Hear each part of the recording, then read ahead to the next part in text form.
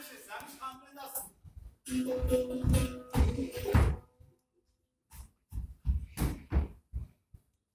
সম্মুখে যাওয়া মানুষকে পশ্চাতে টানিয়ে আনাই আমার ডিউটি। আমরা কাবে সামনে যাওয়া মানুষকে পথ করে দিতে হয় গো, তবেই তো সাধন হয়। তুমি তো দেখতেছি তত্ত্ব বেশ ধারণ করিয়া আমি এত চিনিতে পারবো না। এতদিন কোথায় ছিলে? কেন গেল পূর্ণিমায় উত্তরে কান্তজির মন্দিরে তো। তারপর অমাবস্যা পায়ে হেঁটে রওনা হলাম নরেন্দ্র ভূমি। নরেন্দ্রভূমি? হ্যাঁ, সেখানে সোনা মর্যাদা এক প্রার্থনা হলো। মসজিদ আমার মন্দির। আসছে বর্ষা, যাবো পাহাড়পুরের ভক্ত বিহার। কতদিন দর্শন পাইনি গো। তো যাও, সেই সব জায়গা গিয়া ঘুরিয়ে বেড়াও। এই শহরে আসিয়া যাও কেন? আমি তো যাবো জুবলি হোটেল তো। হ্যাঁ, সেখানে তো শরীর দশা চলে। শনি রবির দশা আমি বুঝিনি। আমি জুবলি হোটেলে যাবো, ভক্ত পুলিয়া মালাই চা খাবো, ধরা ধরে গান গাবো। ওখানে যে লুকিয়ে আছে আমার প্রাণ ভ্রমণ গো। বাউলগিরি মারাই বানা। তোমার আমি অনেক বাম শুনতেই আছি। তুমি কেন সবাই চুক্তি করলে? হ্যাঁ, আমারে কতবার খাবো এই শহরে কোন ঘেঁষেতে নদী। আজ থেকে মেলা বছর আগে আমার মা আমারে কোলে করে নিয়ে এসেছিল এই নদীর ঘাটে। তাও না, আজকে তোমরা যারা বলো জুবলি হোটেল, সেখানে ছিল সেই ঘাট। মা আমার সারায় ধরে হজের রাত্রে আমার ঘাটে বসিয়ে রেখে স্নান করতে হবে। পূর্ণিমার আলোয় নদী ঝলমল, মা আমার স্নান করে গো। এ তো স্নান নয়, যে জলের সাথে চলে মানে। এক্ষুনি চাই দেখছি আমার আচমকা একটা বড় স্রোতের পাড়ে শাস্ত্র মতো মারতো। আমার চক্ষু থেকে হারা যায় মায়ের চোখ। আমার চোখ ভাসে থাকে কেবল শরীর আসো। এক সময় তাও আর ভুলা যেত। চন্দ্র ডুবে সূর্য উঠলে গাঙ্গের ধন আমার মায়ের ঢেউ খালি লঙ্কা হাওয়া ভারে ভারে স্রোত, জল আর জল।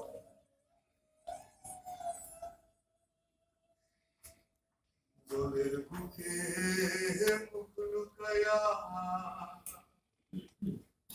ঘুমায় সরস্বতী।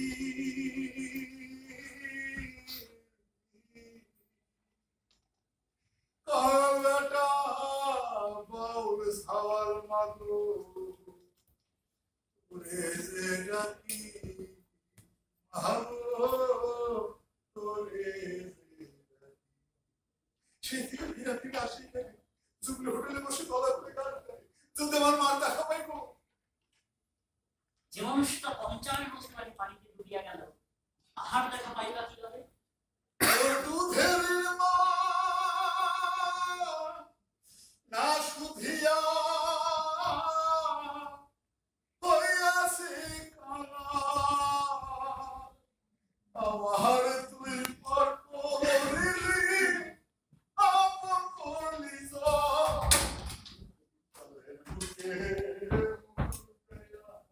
শোনা বাউল, বাপের বাড়ি ড্রয়িং রুম না এসে ঠ্যাঙ্গের উপর ঠ্যাং তুলে নিউজ পেপার করবা। আমার ঠ্যাং উপরে থাকবে নাকি নিচে থাকবে সেই ডিসিশনটা আমার, কারণ এই ঠ্যাংটা আমার। এই ঠ্যাংটা তোমার হইতে পারে, তুই দোকানটা তো আমার। এতে আমার ব্যবসার অকল্যাণ হয়। যত সব কুসংস্কার। তোমার সাথে এই বিষয় নিয়ে কথা বলার কোনো রুচি আমার নাই।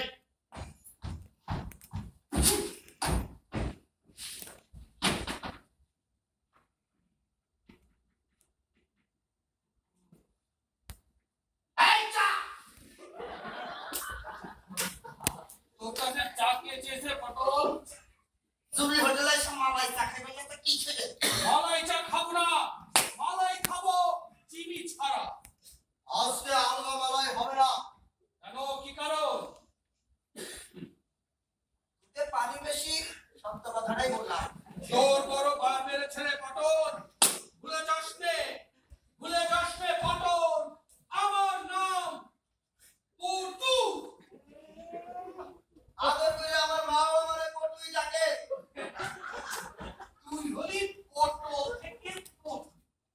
আর আমি হলাম পেট্রোল থেকে পটু।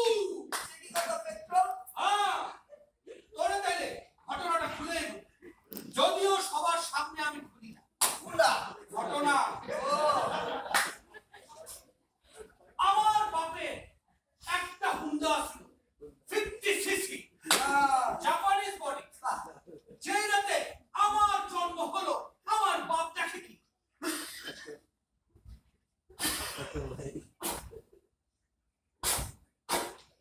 হুন্ডা স্টার্ট নেয় না। আরে হুন্ডার টাঙ্কিতে কোনো পেট্রোল না। আমার বাপ পায়ে হেঁটে হেঁটে হাসপাতালে রওনা হয়ে গেল।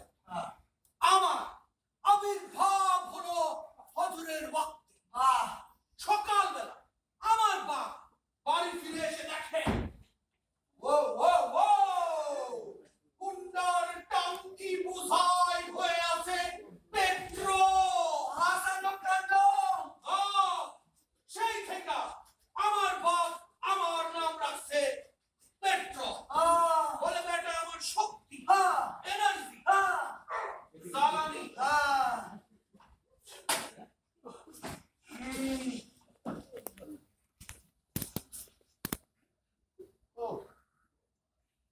তবে ইদানিং এই পেট্রোল নাম খানা নিয়া বড়ই ঝামেলার মধ্যে আছে রে বটো। আমার নাম শুনে পুলিশ আমারে অ্যারেস্ট করছে। ও চিন্তা করেন না, দেখে একদিন আপনি হবেন আমাদের দেশের তেল মন্ত্রী।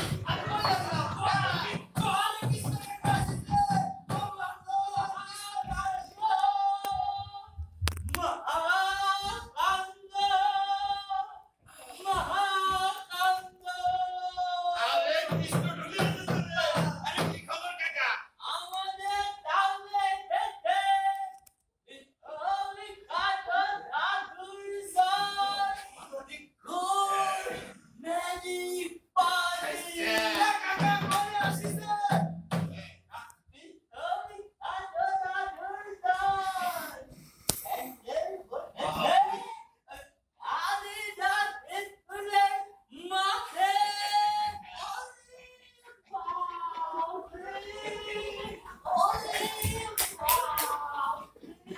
ওরে বাপ রে বাপ!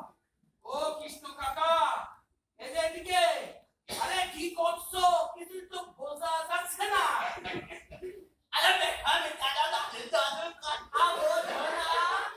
ভালো করে বলো না। বলো।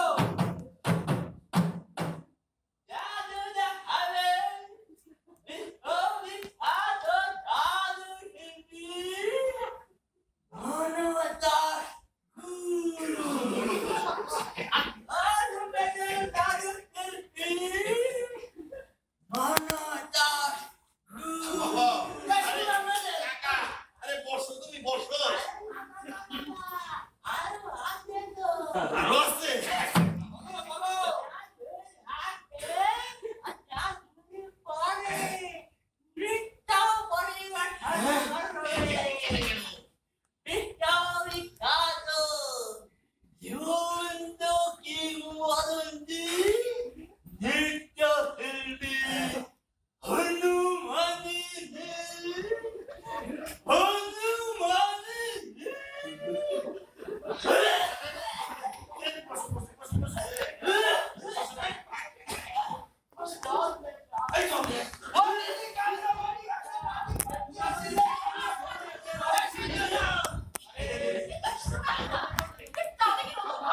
আরে বাবা, এদিক এদিক।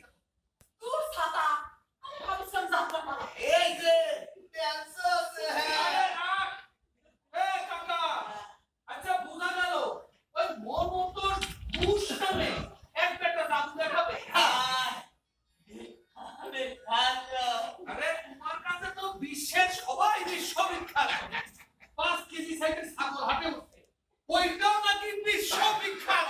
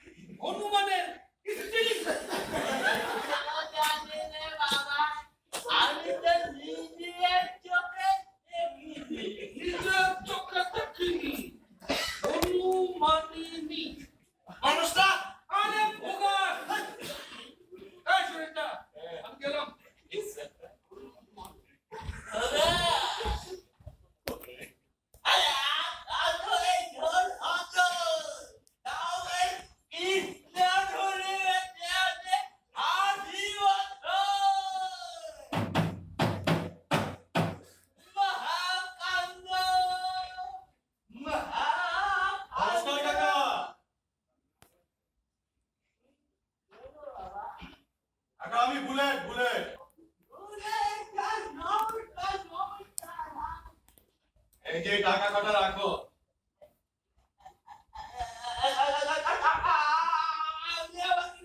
না না না না, তোমার তো কথা বোঝা যায় না, সব পিছলে পিছলে বেরিয়ে যায়।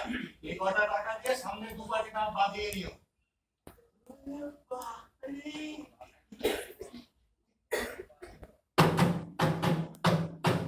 মহাকান্দ কৃষ্ণঝুলির ডাল বাঁধে দেওয়ার জন্যে বিখ্যাত যোগী মহানন্দী দানবী বুলেট সাহেব আমাকে 200 টাকা দান করেছে।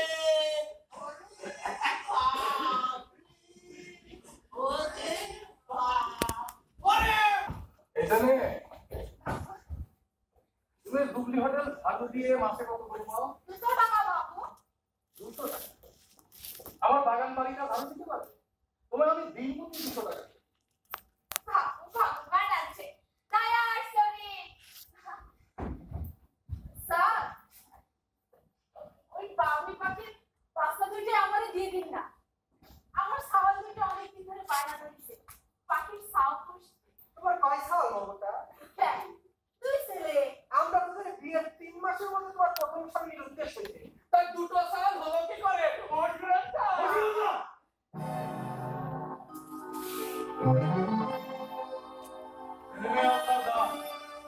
এদের নিয়ে কোনো প্রশ্ন করতে হয় না।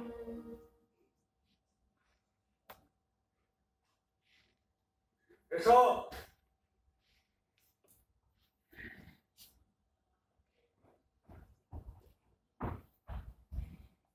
হ্যাঁ,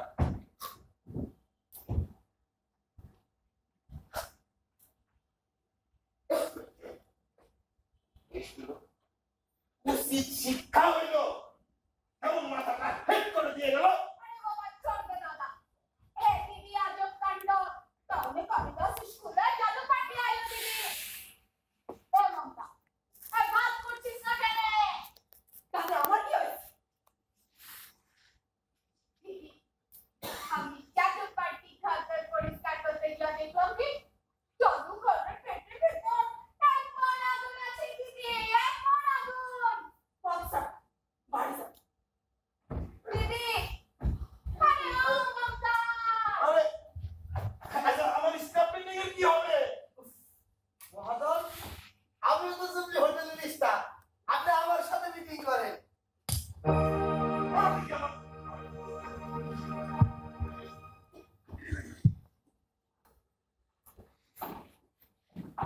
তোমাদের কত করে কম? আরে দুই সমুদ্রের গর্ভ থাকে ডুবে ছোটটা কালা আর শ্বশুর থাকে পবিত্র মক্কা শরীফ। আমাদের ভুলের সব চিন্তা করতে কি সিরিয়াল আছে? সিরিয়াল না, আরে সেইখানে তো একটা ভয়ানক ধরনের যুদ্ধ হইতাছে। পটুদা আমি 3,500 টাকার প্রাইভেট সেক্রেটারি, কত বিদ্বেষী আমার আছে। বন্ধু, আমার কিন্তু সহ্যের সীমা ছাড়িয়ে যাচ্ছে। আমি আবার কি করলাম? তুমি কি করছো? আমি কি কোনো ব্যায়াম করলাম না? আমার মনে হচ্ছে সমস্ত কিছু জ্বালিয়ে পুড়িয়ে ছাড়খাড় করে দেয়।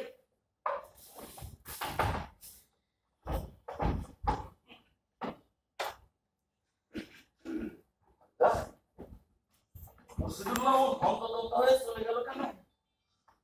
তুমি আজকেও নিশ্চিত হয়ে আরে বশিরুল্লাহকে কি বলবো? ওটা তো তোর বিবাহ কথা। আজকে মিটিং ছিল সন্ধ্যা 7টায়, এখন বাজে রাত 9টা। অঞ্জনের কোনো খবর নেই, মোবাইল বন্ধ। নাটকের দলের মিটিং তো তোরা সপ্তাহে স্যার লোক তো 4 জন হাজির করতে পারে না, তার কাছে আমার কাস্টমার খেয়ে দিয়ে।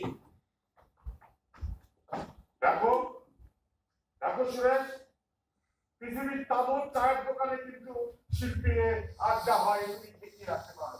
হ্যাঁ বড় একখান শিল্পী পকেটে চাইলো না পয়সা। শুনিস না, শিল্পীরা বরাবর কিঞ্চিত দরিদ্রই হয়ে থাকে, তাই না হামদা? আমাকে শেখাতে এসো, ঢাকায় গিয়ে দেখে এসো এক একজন শিল্পী কমসে কম 3 খান করে গাড়ি। সত্যি নাকি? হ্যাঁ, আমাদের শহরের ওই মোজাম্মেল আজমেল শরীফকে তো তোমরা পাত্তাই দিলেন না। ঢাকায় সে হলো মহানায়ক। তিনখানখানে, একখানায় সে নিজে, আরেকখানায় তার দুই স্ত্রী ও শালিকা, আরেক গাড়ি ভর্তি মদের বোতল। সুরেশ, ওরা অপসংস্কৃতি চর্চা করে আর আমরা করি বিশুদ্ধ শিল্প চর্চা। হ্যাঁ, এই, ধরো বাচ্চা, 50 টাকা ফ্লেক্স লোড করতে তোমার 2 ঘন্টা সময় লাগে। নানা মহাজন, ওই রাস্তায় বাউলের সাথে দেখা, কত করে রিকোয়েস্ট করলাম জুবলি হোটেলে আসার জন্য। ওই ধারে কারা বলে এই জুবলি হোটেলে আসতে নিষেধ করেছে। আচ্ছা আচ্ছা হারুদা, এসব বলতে নাকি? এই শহরে কি মানুষ নিজের ইচ্ছা মতো চলাফেরা নাও করতে পারবে না? ওঠু, তোর মনে আছে কয়েকদিন আগে আমাদের বিজ্ঞান স্যার সতীশ ব্যানার্জিকে জুবলি হোটেলে আসতে নিষেধ করা হয়েছিল? হ্যাঁ, আজকে এই বাউলকে আসতে নিষেধ করা হচ্ছে। হ্যাঁ, মানে নাকি? মানে হচ্ছে ওরা বিজ্ঞান, শিল্প, সংস্কৃতিকে এক হতে দেবে না। তুই যেভাবে পারিস বাউলকে জুবলি হোটেলে হারিয়ে কর। ঠিক আছে হারুদা, কালকেই করবো। যেভাবে পারিস।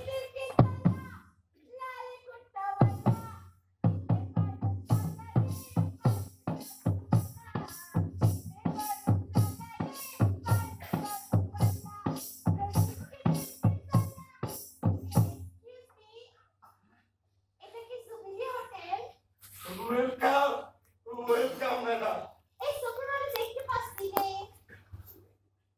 আসেন, আমার সাথে আসেন। আসেন, আসেন।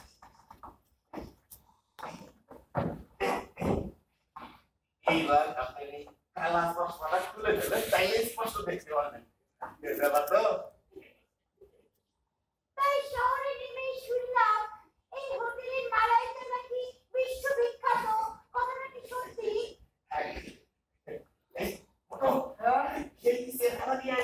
না, ঠিক আছে ঠিক আছে, আমি এখানেই বসতে পারবো।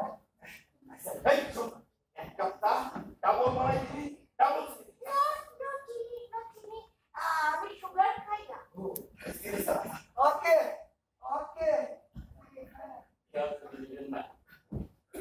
আপনার পরিচয় এখনো জানা ছিল না। Because that's a party dancer. আমি চিনেছি সুরেশ দা, উনি হচ্ছে অনুমানিনী। ওইটা পারিনি।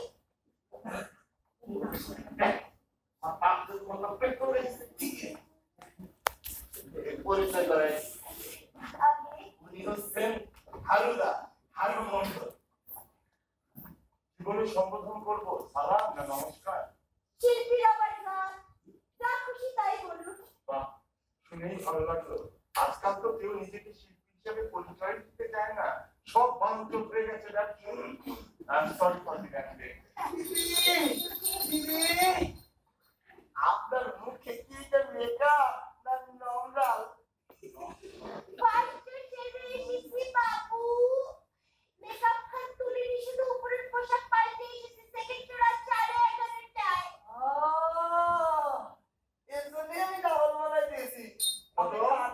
Thank you so very much. বদল, আমরাও কিন্তু চা চেয়েছিলাম, সে 1 ঘন্টা হয়ে গেল। দেখি এই কাপটি তাহলে ওনাকে দিয়ে দিন। না না না, এটা তো স্পেশাল, বিশ্ববিখ্যাত জীবন্ত কিংবদন্তির জন্য। নাগের জন্য নমরাল, আপনি খান।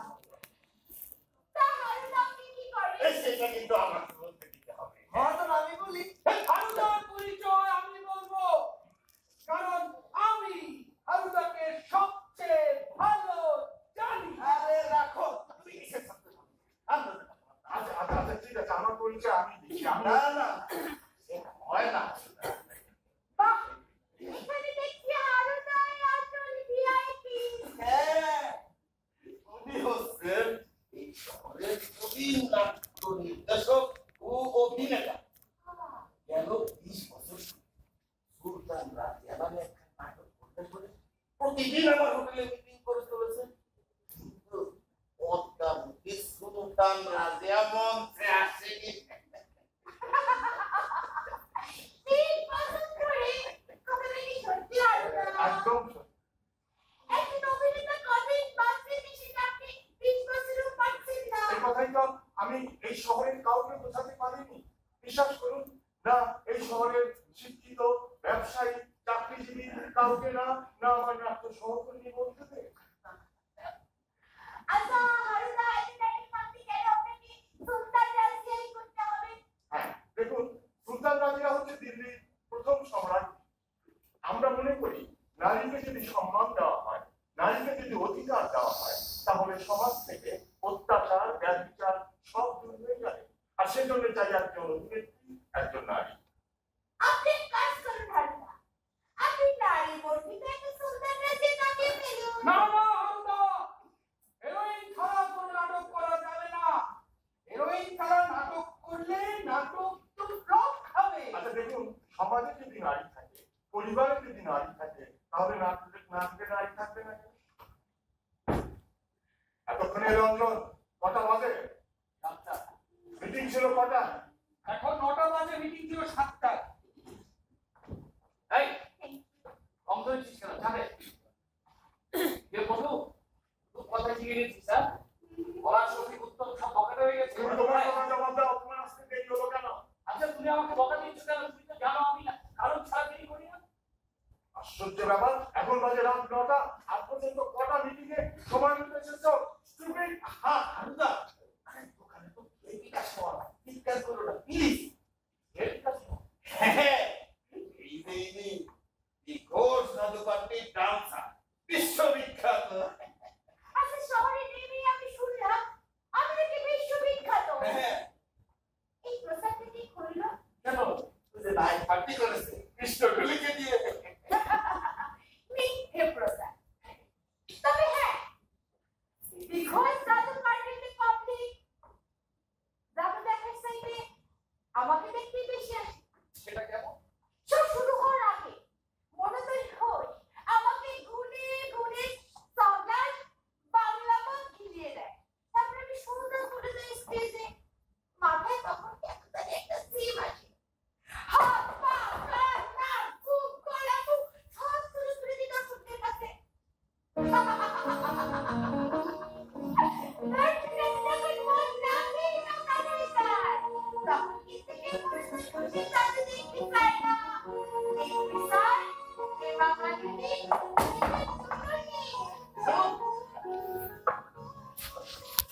আপনাকে বলছি মিস হেমা মালিনী। হেমা মালিনী, আমাদের শহরে একটা দুর্যোগ চলছে, বলতে পারেন বিপদ। দুর্যোগ? কিসের দুর্যোগ? আমাদের একজন শিক্ষককে যে বা তারা যেন পুরো চিঠি পাঠিয়েছে। আচ্ছা সে কথা ওনাকে বলবার কি দরকার? এই দুর্যোগে আপনাদের এই শহরে আসাটা উচিত হয়নি মিস হেমা মালিনী। অসিত, সে কথা আমাকে বলছেন কেন? তাদেরকে গিয়ে বলুন না আমাদেরকে এখানে নিয়ে এসেছে। তারা তো আপনাদের শহরেরই মানুষ নাকি? আমি সরি, তোমার এভাবে কথাগুলো বলা উচিত হয়নি অর্জন।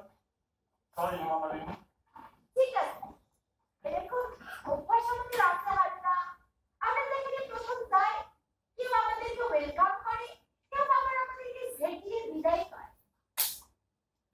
আজ আমি আসলাম, তাই মিলে আপনাদের সবার নিমন্ত্রণ রইল। আর কেউ যাবে কিনা জানি না, তবে আমি যাবো। Thank you very much. আপনার একটা কথা বলি, আপনার বডি ফিগারটা না খুব সুন্দর। আর একটু ভাই সেকেন্ড শো রাত 11:30টায় বাবু তৈরি হতে হবে। এই চুড়ির দাম আপনার এই গায়ের টাকাটা রাখুন। ফটো আচ্ছা প্যান্ডেল পর্যন্ত এগিয়ে দিয়ে আসা। সালালি এই ফটো, আচ্ছা তুই চলে গেলে আমার কাস্টমারকে দেখা হবে কি? তুই থাক, আমি নিজেই যাচ্ছি। আসে বিয়ে বড় সালালি পাঞ্জাবি আলা। দেখছেন দেশে ভিসা। অঞ্জন, মেহমান চলে গেছে, এখন বলো তোমার আসতে দেরি হলো কেন? তোমরা তো জানো আমাদের বিদ্যালয়ে সতীশ ব্যানার্জিকে কে বা তারা অনুষ্ঠিত করে। হ্যাঁ সাহসী মানুষ। সম্প্রতি সে বিজ্ঞানের উপরে একটি নিবন্ধ লিখেছেন। তিনি লিখেছেন একবর্ষী প্রাণী অ্যানিমাল থেকে জগতের সকল প্রাণীর জন্ম, এমনকি মানুষের। এই কথাটি এই সমাজের কেউ কেউ মেনে নিতে পারছে না, তাই তাকে পুরো চিঠিতে হুমকি দেওয়া হচ্ছে। হ্যাঁ বললাম তো এই ব্যাপারে তার সাথে আমার ঢোকা হয়েছে, কিন্তু তোমার দেরি হবে কেন সেটা বলো। রচিতির প্রতিবাদে প্রতিবাদ সভা ছিল প্রেস ক্লাবে, আর সেটা করতে আমার দেরি হয়ে গেল। এত বড় অন্যায় অথচ প্রতিবাদ সভায় কোনো মানুষ নেই, সব কিছু ছুটেছে ওই জুপড়ি হোটেল, ওই হেমা মালিনীর কাজ দেখতে। তাই বলে তুমি একজন শিল্পীকে অপমান করতে পারো না? ও, তুমি তো আবার আপাত মস্তক একজন শিল্পী, সমাজ, রাজনীতি এসব নিয়ে তোমার কোনো মাথা ব্যথা কি বলছো? ওঠো।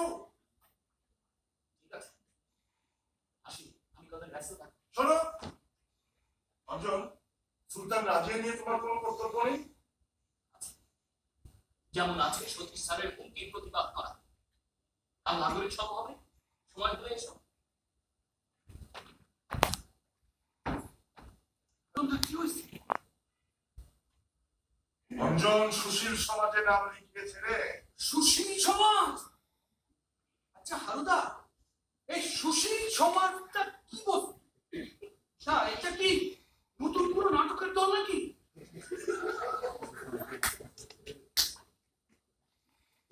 কোথায় চললে হারুদা? সুলতান রাজিয়াকে যেমন খুঁজে বের করতে হবে, তেমনি সতীশ ব্যানার্জির প্রতিবাদ সভায় থাকতে হবে। আয় আমার সাথে। চলো।